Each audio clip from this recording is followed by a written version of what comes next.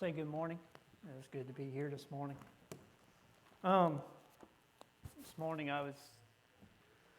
This week, Steve had let me know a couple weeks ago he wanted to share. I said, yeah, I will share. Wasn't quite sure what I was going to share on. I had a few little ideas, Memorial Day, being tomorrow.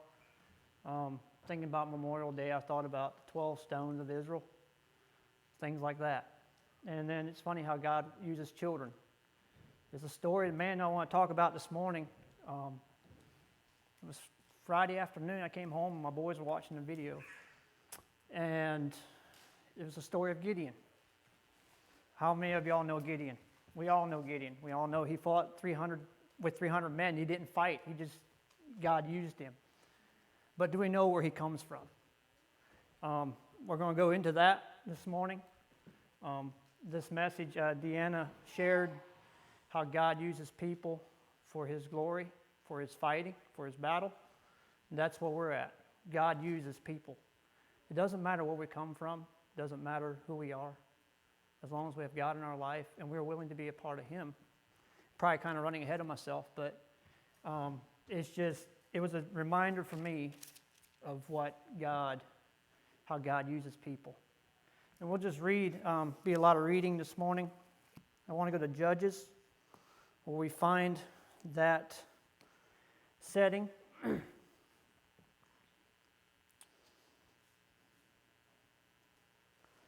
He was just a regular guy.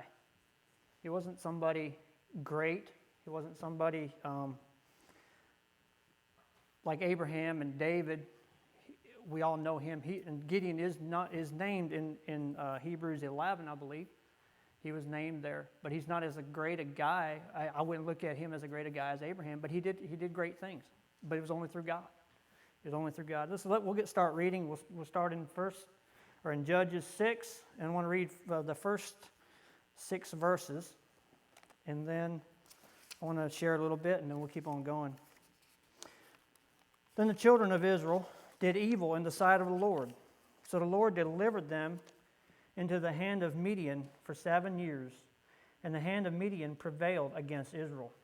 Because of the Midianites, the children of Israel made for themselves the dens and the caves and the strongholds which are in the mountains. So it was whenever Israel had sown, Midianites would come up, also Amalekites, and the people of the east would come up against them. And then they would encamp against them and destroy the produce of the earth as far as Gaza, and leave no substance for Israel, neither sheep, nor ox, nor donkey. For they would come up with their livestock and their tents, coming in as numerous as locusts. Both they had their camels were without number, and they would enter the land to destroy it. So Israel was greatly impoverished because of the Midianites. And the children of Israel cried out to the Lord. And we can see Israel had fallen into a very desperate state. The story before, they talks about that they were living pretty good. They were living really well. And what happens when we live really well? We tend to forget God. We tend to do our own thing. We tend to... we're self-sufficient, I guess you could say. We think we got this figured out. We've got it. We're doing... and then they fell into this oppression for 7 years. They were so bad that they didn't even dare go home at night. It don't sound like they wouldn't even go at home at night. They stayed in the caves and stuff and worked because they were scared.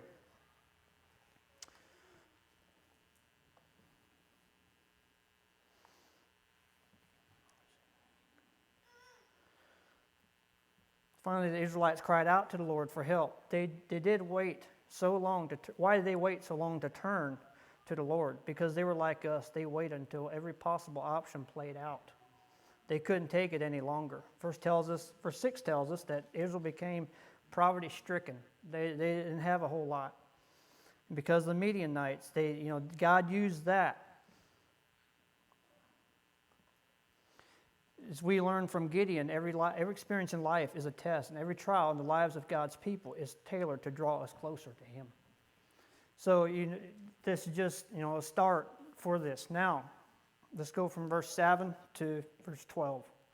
And it came to pass when the children of Israel cried out to the Lord because of the Midianites that the Lord sent a prophet to the children of Israel, who said to them, Thus says the Lord God of Israel, I brought you out from Egypt and brought you out of the house of bondage, and I delivered you out of the hand of the Egyptians and out of the hand of all who oppressed you, and drove them out before you, and gave you your land. I said to you, gave them your land.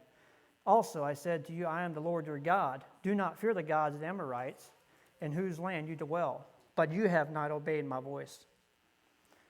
As you can see, God, like I said, 7 years of famine, 7 years of things going on, and now God shows back up on the scene by a prophet. Don't name the prophet. I don't know who the prophet was. But, they cried out to God there. And that's just another thing how God might let a child of his go his way for a little bit and say, wait a minute. And that child, when his child is ready to come back, he's there to listen.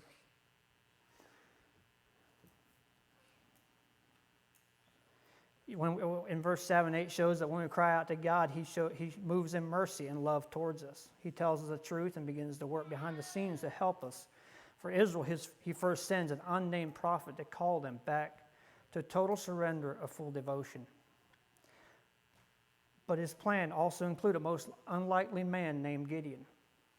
And we meet Gideon in verse 11, so we'll keep on going. Now the angel of the Lord came and sat under the terebinth tree, which was in Ophrah, which belonged to Josiah the Abiezrite.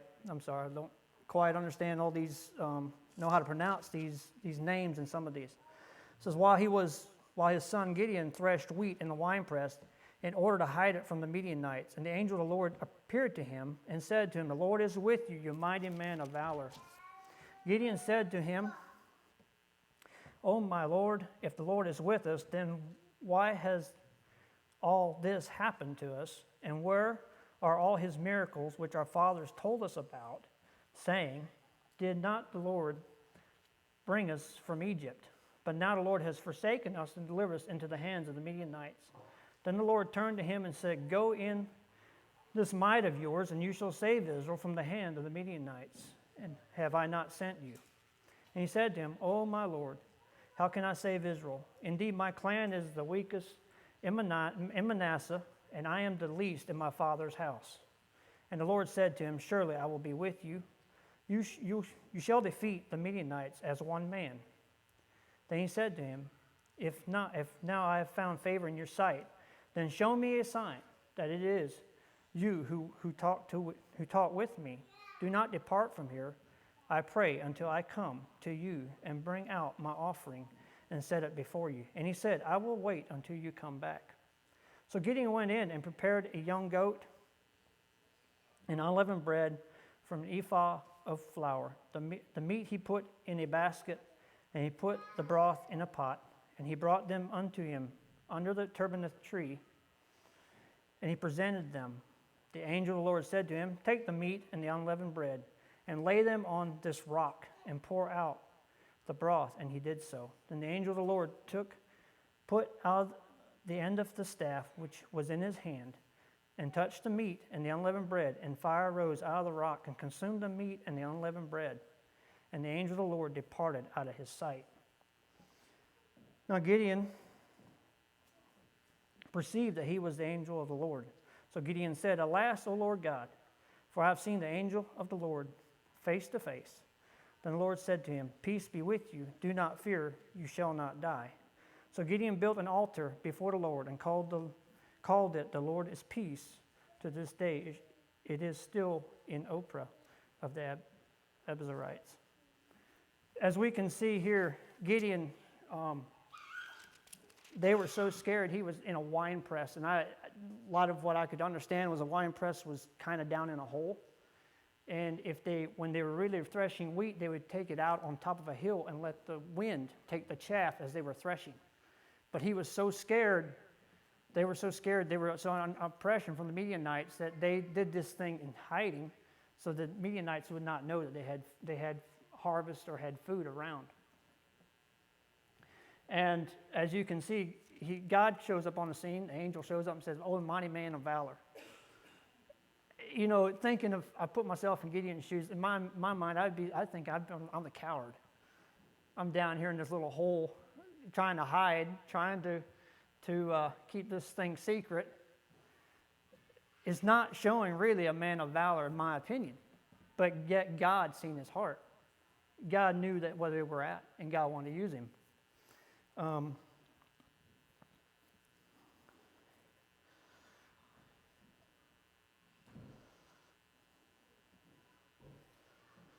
You know, then right away he talks about God. He says, you know, why did God let all this happen to us? Why did God, you know, let this all come about?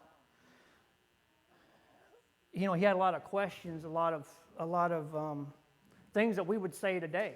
You know, we look at our country, look at our nation, and we're like, why? You know, what's going on? But at the same time, we have let it come on. We haven't been men of God, men that need to stand up, is what I'm trying to say, I guess.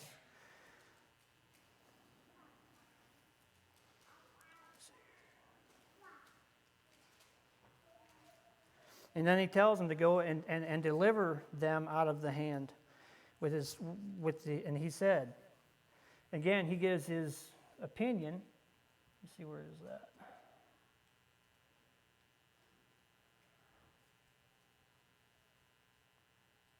Verse 15, it said, so he said to him, "O my Lord, how can I save Israel? Indeed, my clan is the weakest of Manasseh, and I am the least of my father's house." There he comes back to God, and he says, "Why me? I mean, I'm not much. I'm not somebody great, so to speak." And yet, that's what God looks for us today. We don't need to be something great in people's eyes. We don't need to have the most greatest and the most, well, we look at wealth. We don't have to be the wealthiest. God does not require us to be wealthy to be used of him. Wealth is not, there's nothing bad with wealth. I mean, I think we can have it, but if we use it for his glory.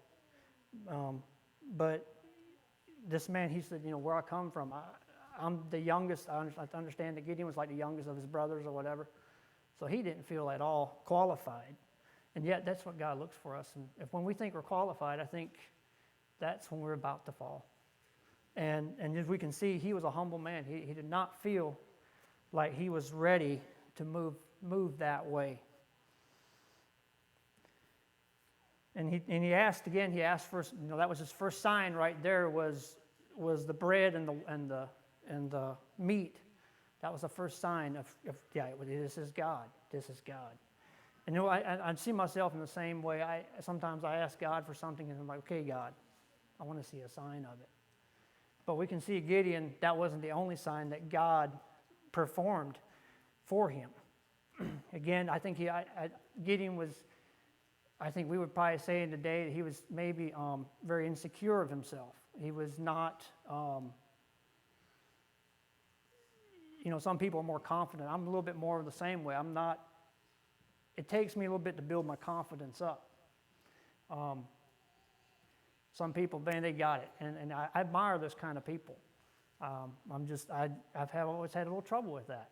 And my confidence barrier is, I have to keep myself encouraged. And there are people that they got it, and I appreciate those kind of people, really do. All right, we'll go on from 25 on. Now it came to pass in the same night the Lord said to him, "Take your father's young bull, the second bull of the 7-year-old, and tear down the altar of the Baal that your father has, and cut down the wooden image, that is beside it, and build an altar to the Lord your God on top of the rock in the proper arrangement, and take the second bull and offer a burnt sacrifice with the wood of the image which ye have cut down." So Gideon took 10 men from among his servants and did as the Lord had said.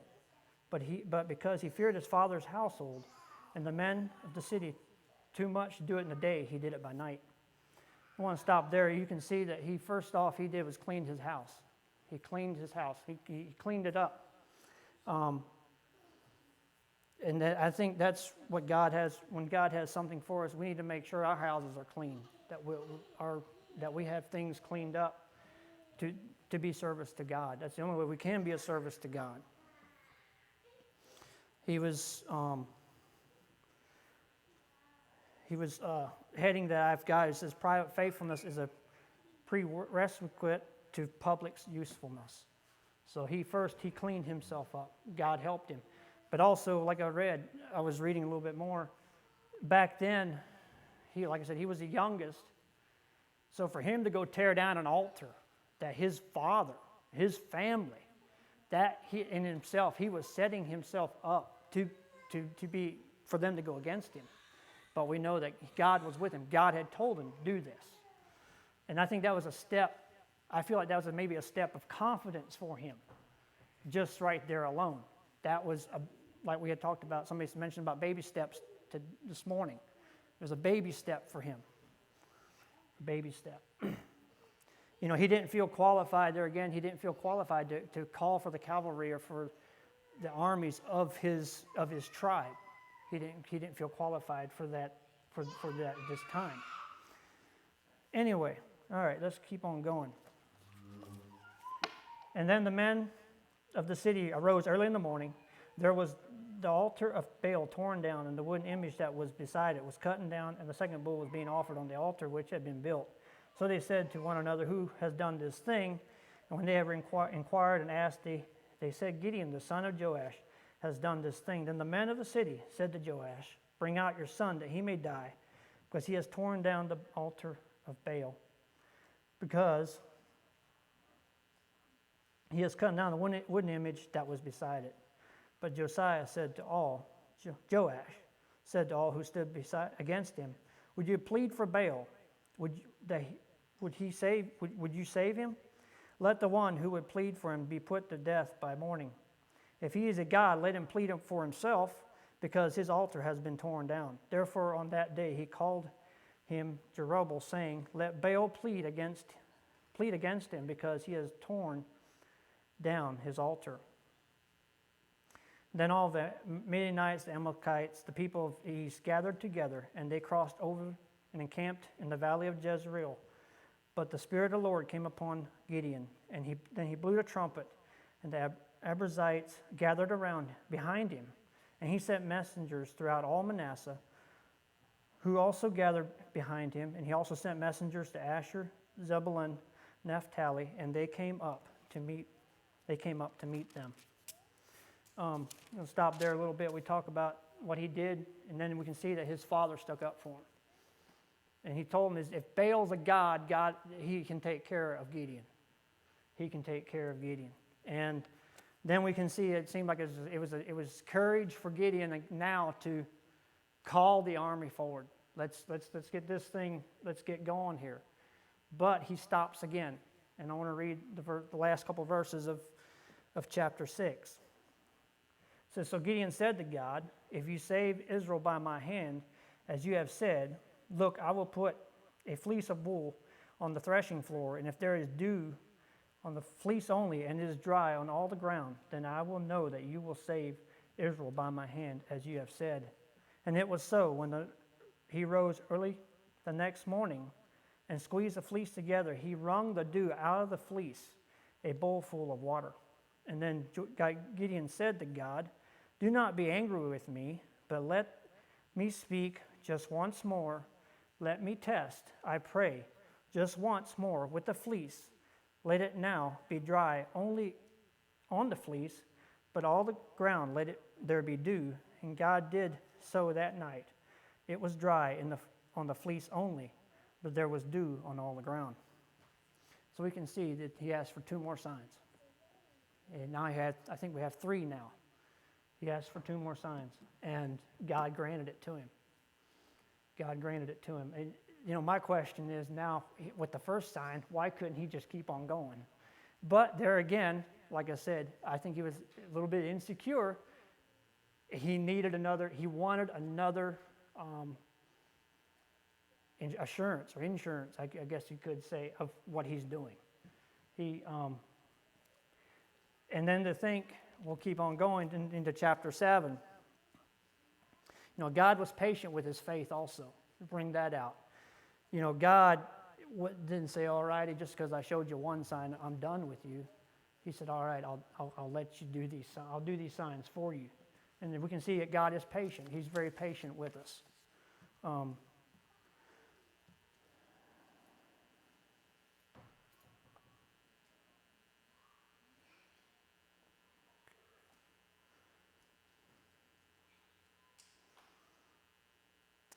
right, we'll go on. I'm just going to read to chapter 7, verse 1 through 8. Then Jerubbaal, which is Gideon, and all the people who were with him, rose early and camped beside the well of Herod. So the camp of the Midianites was on the north side of them by the hill of Morch in the valley. And the Lord said to Gideon, the people who are with you are too many for me to give the Midianites into their hands, lest Israel claim glory for itself against me, saying, my own hand has saved me.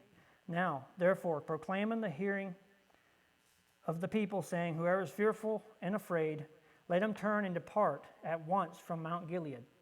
And 22,000 of the people returned, and 10,000 people remained. But the Lord said to Gideon, the people are still too many. Bring them down to the water, and I will test them for you there. Then it will be that of whom I say to you, this one shall go with you, the same shall go with you. And if whomever I say to you, this one shall not go with you, the same shall not go. So he brought the people down to the water, and the Lord said to Gideon, everyone who laps from the water with his tongue, as a dog laps, you shall set apart by himself. Likewise, everyone who gets down on his knees to drink, and the number of those who lap, putting their hand to their mouth, was 300 men. But all the rest of the people got down on their knees to drink water. Then the Lord said to Gideon, by the 300 men who lapped, I will save you and deliver the Midianites into your hand. Let all the other people go, every man to his place. So the people took provisions and their trumpets in their hands, and he sent them away. All the rest of Israel, every man to his tent, and retained those 300 men. Now the camp in Midian was below him in the valley. What I read was somewhere they were saying that the Midianites would have had around 135,000 fighting men. I can only imagine, we look at 20, he had roughly around 32,000 men. And you would think, hey, I got to have this many men to go fight 135,000 men. And I don't even know how many 135,000 men would have been to his 32,000 men. But we can see it wasn't, he still didn't have a large number in my opinion. He didn't even have half the army that there was down there waiting for him. And then God comes and says, I got to cut it down. Again, God, and God did that. He had a purpose for that. We totally get that. I do. If he would have taken them 32,000 men and fought, they would have thought, well, we done it. And God would have not maybe got the glory that he should have gotten. So he decided, and then he cut down to 10,000 men. And now I'm thinking, okay, now you would think, well, that should be, that's better. Let's go do it now. No, God said, no, not yet. And I'm just thinking of the faith that you would have to know this, now he has to let go of 9,700 men. I heard and also read, or I've heard that the way that they lapped water, the men that did the 300 men would have got on their knee and taken water from up with their hand and would have drank like that. And they said that would have represented that they were ready to fight. Like they would have been aware of their surroundings as they were drinking versus the other men down drinking like a dog. So it's showing that they were ready. I think that was showing their heart. They were ready to go. They were ready to do whatever needed to be done. Steve can come on up. What I was through this all, I was just like I said, I was reading how God works. He uses people. We may think that That we're not, maybe we think we come from, like Aaron Bennett was saying, she comes from a broken family. I grew up, we would say we come from different backgrounds, but that don't define who we are in God. That does not define who we are in God.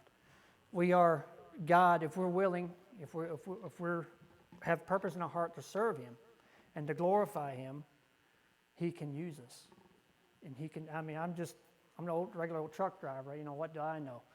But God can still use me, and not the same way as Brother Steve here. He runs a store. He owns a store, and it's just we have various different callings in our lives, but as long as we have that calling for the Lord.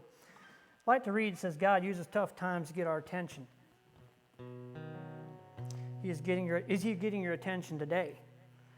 God always sees more than we do. Do you see yourself as He does? God confirms His priorities with His presence. Can you sense His presence with you now, urging you to trust Him? Private faithfulness is a prerequisite to public usefulness. Are there things in your life, in your home, that need to go so God can move in power in your life? God is patient with our faith process. He meets you right where you are with what you need. Success is determined by God's power, not ours. Will you trust Him today with your life, with your children, your finances, your decisions, or your husband or your wife? I want to leave you with that today.